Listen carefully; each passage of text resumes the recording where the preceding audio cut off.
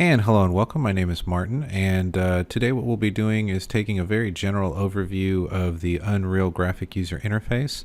What we'll be talking about is how to rearrange the windows, what each one of the windows essentially are. We won't be talking about every single icon or every single little thing on the screen. That would take too long. This is just generally an introduction to it, so then that way you can open up the software and start doing something with it, right? Okay, so the first thing that we need to talk about is that Unreal is a collection of windows. These windows are using the classic dock things that you might encounter inside, let's say, Adobe.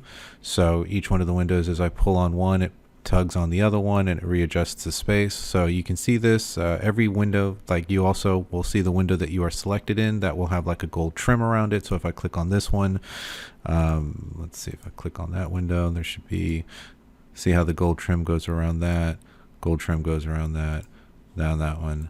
And if I'm clicked on this one, we get a little bit more of a trim. So basically, depending on which one of the windows you're in, different shortcuts will apply at different situations. So if I'm selected here, shortcuts will work for there. So just keep that in mind. Realize which window you're actually inside before you start clicking on things. Okay, so those are the different windows. That's how you can resize them, is by going into the in-betweens, waiting for that to turn into that double arrow, and then click with your left mouse button and drag, and that will make the window bigger.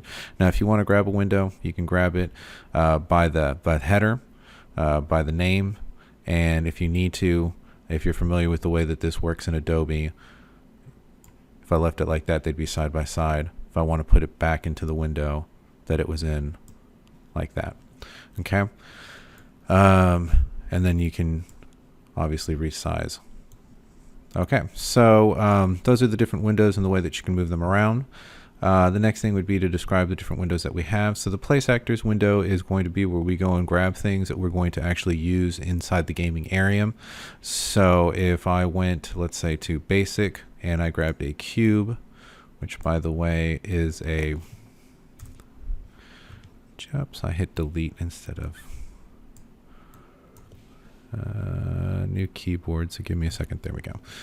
All right, so this is a static, and we'll talk about the difference between a static mesh and a geometry. So again, not super important right now. Just realize that everything in basics is a static mesh. Lights would be just that. If I grab a light and put it out onto the floor and move that around, you'll see how that affects the area that it's in.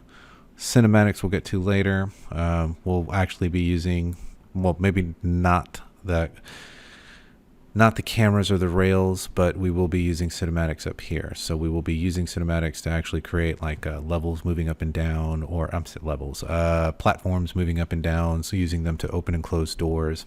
Special effects, probably not so much. I mean, this is something you could probably play around with. Just remember that by adding things like this, you're going to be weighing your game down, so it'll slow down. So at this point, probably not. Geometries was the other thing that I was talking about, right? So the basics is where you're going to get your static meshes. Geometries are going to be something a little bit different. And if I put one of those on the floor, you'll see that it looks very different than the static that came in. Comes in without a material exterior. I can still move it around in the same way. We'll talk about the X, Y, and Z tool here in a minute. But for right now, just realize that there is a difference between basics and geometries. From there we have volumes, and we will actually use a couple of these different volumes to create different things. Definitely the navigational mesh volumes when we get to that. There's pain causing volumes, so maybe your character can't breathe underwater and you want to create a certain amount of damage to your character while that character is within the underwater area or volume. Physics volumes makes things fall. Some things fall. Or you can defy physics, you can make physics change in that particular area. Trigger volumes will be using for, so basically what a volume is an area of space that we're going to create certain conditions inside of. And based on whatever those conditions are, they will do different things inside the game. All classes is just everything in alphabetical order that's available to you. So this would be, you can see everything is there. There's no separation by class. Okay, so that's the place actor, and we will absolutely get back to that in other videos. Just for now, realize that if you wanted to grab something and place it on the floor, and for example, if I wanted to grab this and place a staircase so that my character could move up to the platform, that would be one way. And we'll, again, like I said, we'll talk about that later. So those are the place actors. Now from there we get the save current. That makes sense. Save source control. We're not going to talk about that right now. Modes we will talk about because this will be in the very next couple of tutorials, because we're going to be setting up the landscape area, or we're going to be creating environments for our characters to work around in. So the landscape tool will allow us to be able to create mountains and terrain. The foliage tool will allow us to be able to randomize plants and create like a forest very quickly, or whatever, you know, a grassy plain, anything that needs to be done with foliage. I've also thrown other things like rocks. Really the foliage tool is just more or less like a scattering of things based on things that you've placed inside the tool. It works very well for foliage, but it could also work for other things. The brush editing tool allows you to be able to take a, I want to say at this point it would be a static mesh, and make some changes to it. It says active brush editing, editing mode. Yeah. It's either or. I know that the geometries allow you obviously to make changes to them because they're not quite fixed. Whereas you may or may not, we'll get into the editing tool, but it basically allows us to be able to change shapes. So if you have a square and you need it to be like a ramp, and then you basically have the ability to be able to reform shapes. And then from there we have the mesh paint tool, which we will create our own. I'll show you how to be able to create a multi-layer mesh brush, so then that way you can actually paint your landscapes. So you would have like mountains depending on which one of the materials you selected, it would create or start painting that material over the landscape. So we will be doing that. So mode's very important. When you select a mode, it'll show up as a new tab over here next to place actors. This is one of the most obvious differences between 4.6 4.26 and 4.25. I'm sorry, 4.25 and 4.24, because these tools would have automatically have been up there, and you also don't get the second toolbar that comes in down here. That's actually kind of nice. I like the fact that you don't have to, it would have, I mean, all that stuff would have been over here on this side eventually. Now it's just here on a secondary tool. Okay, that's kind of neat. If you don't need that, obviously you would close it, that tool would go away, and then you'd get more space back. Don't worry about that for now. The marketplace just sends you back to the online store that we looked at in the first video, or in a previous video. Settings we will be talking about. We'll be setting up world settings, project settings, and depending on which one of the do-it-yourself labs at the end, you may or may not have to open up plugins. Blueprints is basically the code that we would be using. So if I was to turn around here and click on the main character, and let's go into first person blueprints, just to show you what a blueprint looks like. We'll open up the first person character, and those are blueprints. So one blueprint gives me the ability to be able to jump. So if I clicked on this, I would be able to see information about that in the details panel, and when the jump would start, when the jump would stop, and this is based off of the release, and I bet that this is connected to my spacebar. Let's move up here. These would be connected to turn right, turn left, so these are probably A and D. Yeah, A. Y'all know the WASD, which is up, down, left, right. That's probably, oh, these are mouse inputs. So this is actually a left and right look up from the mouse.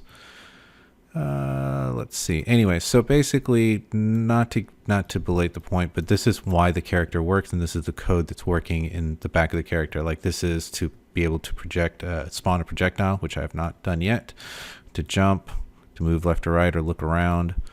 Actual movement, this is up, down, left, right.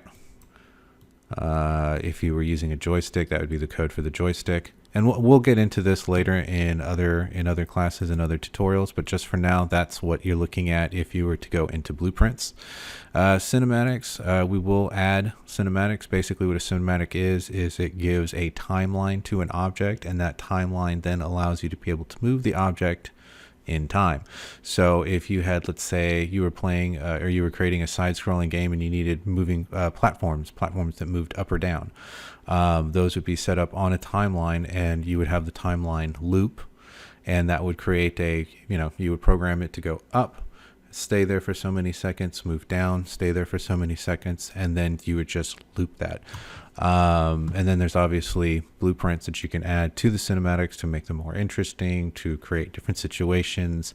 But basically that's what the cinematic. Now the build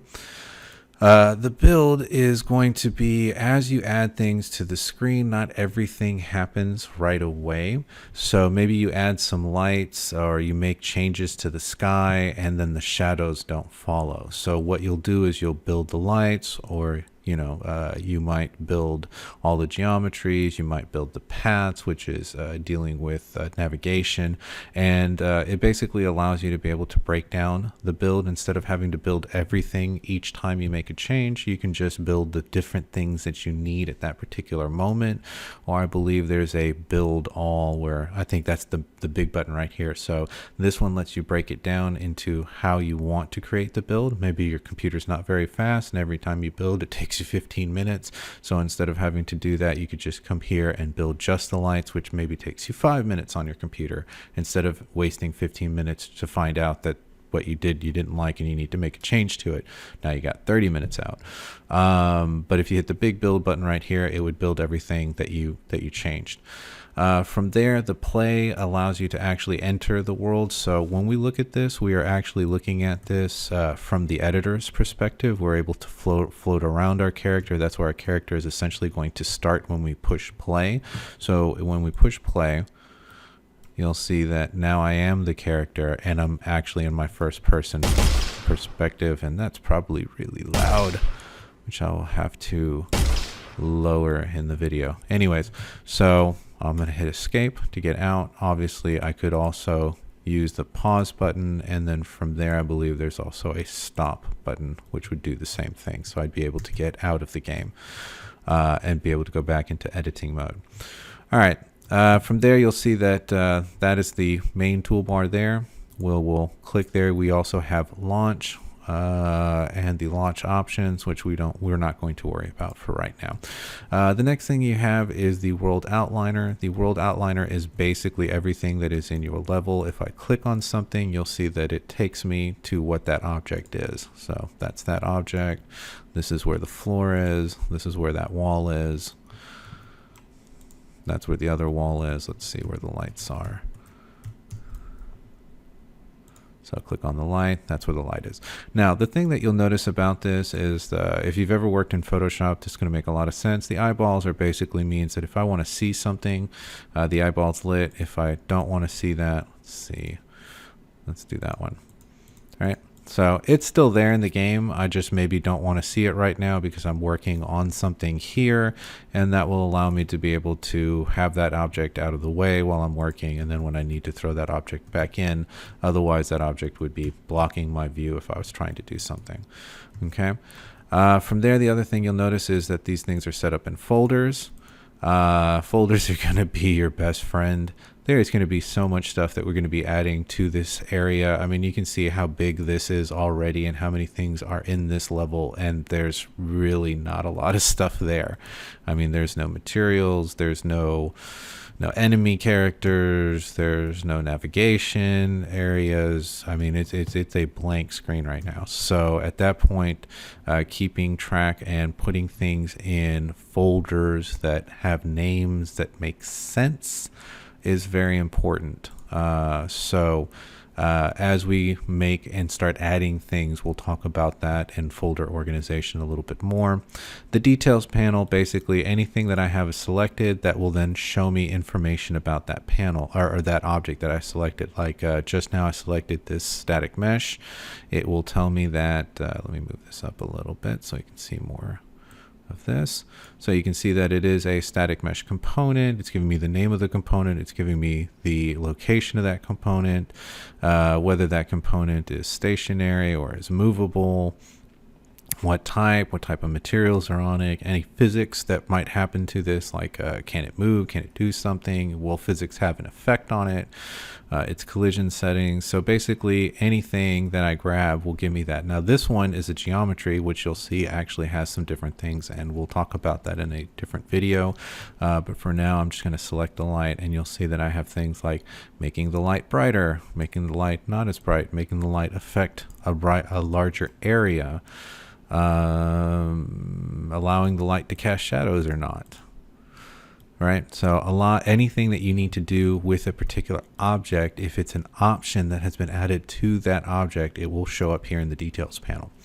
All right, so the last major panel that we need to talk about is going to be the content browser that's down here at the bottom. And basically this is everything that you have imported into your game. So the place actors is everything that is available through Unreal. And then this is actually where you would start building your enemy characters, different meshes. Our paintbrushes are going to come down here. So the material that we use for the paintbrush will be here. And basically this represents the structure of folders that are associated with this project. So right now you see that I am in first person character. That's the object that I have selected.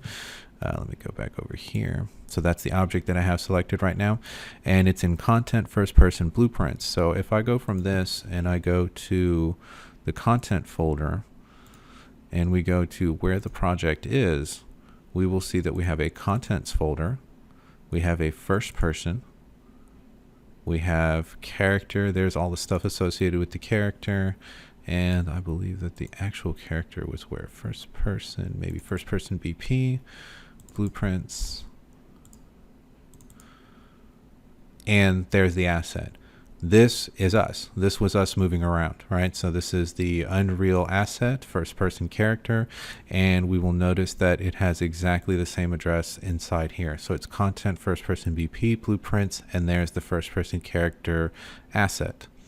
So this is basically the folder structure for it. So if I was to come here and create a new folder, so let's say new folder, and we'll just call this test folder. We'll eventually end up deleting that. But now that it's there, if I go back, content, there it is. There's the test folder. It was just created. If I delete it from here, which is very dangerous, I suggest you not do this, or at least make sure you pick the right folder. If we go back to Unreal, we'll see that folder's gone. So it's a direct link to the folders. I mean, it's like in real time. So very important, and this is actually how we're going to structure our project and how we're going to make sure that certain things, like when we bring in packs that we download, it's going to come in through our contents folder. And again, we'll discuss that later. All right, so basically I think that's long enough for this video. It's a good introduction to what each one of the windows are going to do for us, and what to expect when we select certain things. So again, just a very quick recap. Place actors are things that we will be adding to the screen. That includes static meshes, different types of tools that we're going to need, visual effects, geometries, different types of volumes. From there, we have a toolbar that runs across the top that will give us access to certain things like settings for the game, being able to access the blueprints for a particular object, being able to build certain things as we're working. We can see how those things make the play situation different. We can actually play our game from up there. The world outliner is everything that is in our game. So if we were to select an object, that should then show us where that object is and allow us to be able to do something as far as making another copy, destroying it, getting rid of it in the game. It's all right there. Everything that's in your game is right here. Details panel allows us to be able to select an object and make changes to that object, or allows us to be able to see different things that we can do to it. And then from there, the content folder is the folders that make up your project physically on the hard drive, and where you will be pulling additional information into your game. So if we go online and download a pack, the pack will be available to us through this window. Okay, so in the next window, what we'll do is we'll start talking about the X, Y, and Z tool, and we'll actually start to move things around on the screen to manipulate the environment a little bit. All right, so I hope you have a wonderful day. Take care. Bye-bye.